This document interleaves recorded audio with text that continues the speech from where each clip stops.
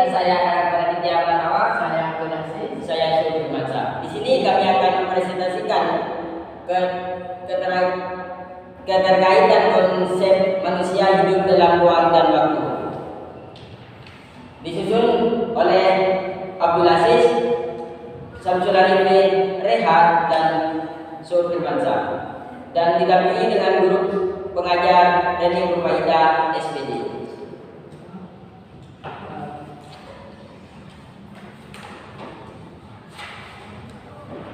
Kata pengantar, dengan menyebut nama Allah Subhanahu wa Ta'ala yang Maha Pengasih lagi Maha Penyayang, kami panjatkan puja dan puji syukur atas kehadirannya yang telah melimpahkan rahmatnya, hidayah dan inayahnya kepada kami sehingga kami dapat menyelesaikan makalah ilmiah tentang limbah dan manfaatnya untuk masyarakat. Makalah ilmiah ini telah kami susun dengan maksimal dan mendapatkan bantuan dari berbagai pihak sehingga dapat memperlancarkan pembuatan makalah ini. Untuk ini kami menyampaikan banyak terima kasih kepada semua pihak yang telah berkontribusi dalam pembuatan makalah ini. Terlepas dari semua itu, kami menyadari sepenuhnya bahwa masih ada kekurangan baik dari segi susunan kalimat maupun tata bahasa.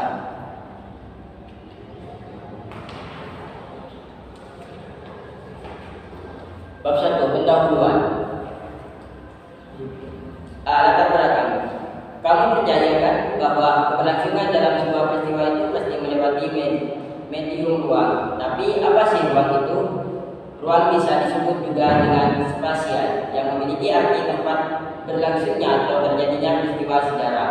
Nah, adanya konsep ruang ini membuat para penulis sejarah kemudian mengkategorikan peristiwa-peristiwa sejarah berdasarkan tempat, misalnya sejarah daerah, sejarah lokal, sejarah dunia, sejarah nasional, dan masih banyak lagi yang berhubungan dengan sejarah suatu tempat atau wilayah tertentu. Selain ruang, konsep penting dalam sejarah itu adalah waktu. Kehidupan manusia gak akan bisa dilepaskan dari yang namanya waktu. Waktu disebut juga dengan temporal. Adanya konsep waktu menunjukkan kapan terjadinya peristiwa sejarah tersebut. Nah, kalau pasti pernah dengar kalau masa lalu pasti berkesinambungan dengan masa depan kan? Tapi kenapa bisa begitu? B. Rumusan masalah. Apa itu konsep kehidupan manusia dalam ruang dan waktu? Yang kedua, bagaimana keterkaitan manusia dalam perubahan dan keberlanjutan? C. Tujuan. Supaya dapat mengetahui konsep kehidupan manusia dalam ruang dan waktu, supaya dapat memahami bagaimana keterkaitan manusia dalam perubahan dan keberlangsungan. Bab 2, pembahasan yang akan dijelaskan langsung oleh Abdul Aziz. A. Definisi konsep kehidupan manusia dalam ruang dan waktu. Kami percayakan bahwa keberlangsungan dalam sebuah peristiwa itu pasti melewati medium ruang. Tapi apa sih ruang itu? Ruang bisa disebut juga dengan spasial, yang memiliki arti tempat berlangsungnya atau terjadinya peristiwa sejarah. Nah, adanya konsep ruang ini membuat para penulis sejarah kemudian mengkategorikan peristiwa-peristiwa sejarah berdasarkan tempat. Misalnya sejarah daerah, sejarah lokal, sejarah dunia, sejarah nasional, dan masih banyak lagi yang berhubungan dengan sejarah suatu tempat atau wilayah tertentu. Selain dua konsep penting dalam sejarah itu waktu. Kehidupan manusia agak akan bisa dilepaskan dari yang namanya waktu. Waktu disebut juga tersebut. Nah, adanya konsep waktu menunjukkan kapan terjadinya peristiwa sejarah. Kamu pasti pernah dengar kalau masa lalu pasti berkesinambungan dengan masa depan. Tapi kenapa bisa begitu? Jadi begini, konsep kesinambungan itu maksudnya waktu masa lalu sangatlah menentukan apa yang terjadinya pada masa sekarang ini. Kemudian masa sekarang menentukan apa yang akan terjadi di masa depan. Jadi dari sini kita bisa simpulkan ya bahwa dalam sebuah kehidupan manusia akan selalu tumbuh dan bergerak seiring dengan dimensi ruang dan waktu. B. Keterkaitan yang akan dijelaskan Rehan Pratama. Keterkaitan manusia dalam perubahan dan keberlanjutan. kehidupan manusia dan masyarakat cenderung bergerak dan terus berkembang. Kata yang diikat Uden ini begitu kata sejak berkembang. Artinya nggak ada yang nggak berubah, semua mengalir. Selain itu juga pernah menulis story is completion and action, yang artinya sejarah adalah peristiwa yang bersambungan dan berubah. Masyarakat sewaktu-waktu bergerak pada perubahan.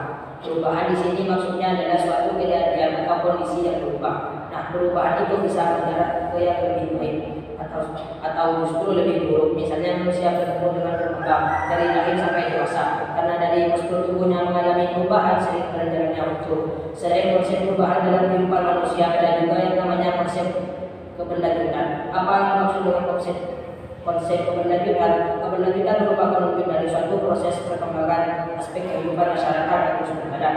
Meskipun situasi dan kondisinya sudah berubah, jadi sebuah peristiwa itu memiliki suatu rangkaian cerita yang saling berkaitan. Makanya rangkaian peristiwa di masa lalu dan masa sekarang merupakan peristiwa yang berkelanjutan karena punya keterkaitan suatu sama lain. Kehidupan manusia hari ini gak akan terlepas dari kehidupan manusia pada masa lampau. Begitu juga dengan masa yang akan datang. Oleh karena itu dapat disebut mata rantai kehidupan manusia. Sebuah peristiwa selalu berkaitan dengan peristiwa lainnya, gak terpisahkan. Semua bisa dilihat contohnya pada pendidikan sistem pendidikan di Indonesia, mulai dari Orde Lama atau era Soekarno kemudian berubah ke Orde Baru era Soeharto sampai revolusi yang terjadi akibat menegakkan aksi masyarakat yang dimotori oleh kelangan pemudaan mahasiswa.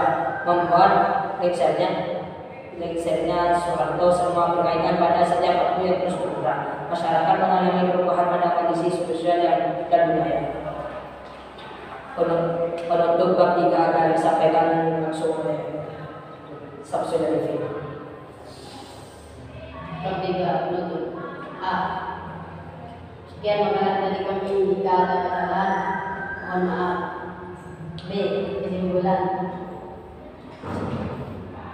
Sekarang kami sudah tahu kan bahwa sejarah kehidupan manusia itu selalu berkaitan dengan ruangan batu. Hal itu pula yang membuat terjadinya perubahan. Nah, dari perubahan itulah terjadi kondisi yang terus mengalami keberlanjutan. Kamu harus selalu ingat bahwa masalah kau mempengaruhi masa ini dan masa yang akan datang. Kemudian presentasi dari Kami berempat, apabila ada salah mohon maaf sebesar-besarnya.